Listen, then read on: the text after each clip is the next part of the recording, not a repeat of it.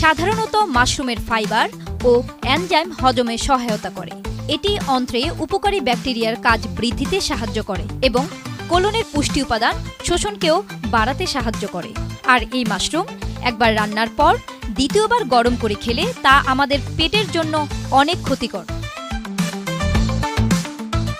স্যুপের মাংস এবং স্যালারি শাক কখনোই দ্বিতীয়বার গরম করা উচিত নয়, কারণ এতে তাদের পুষ্টিগুণ নষ্ট হয়ে যায়।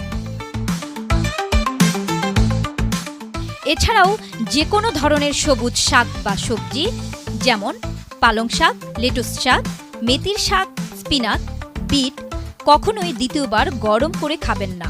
এগুলোতে একটি কমন উপাদান থাকে, তা হলো নাইট্রেট। নাইট্রেট নিজে একদমই ক্ষতিকর নয়, যা দ্বিতীয়বার গরম করলে ক্ষতিকর নাইট্রোস্যামিনসে রূপান্তরিত হতে পারে।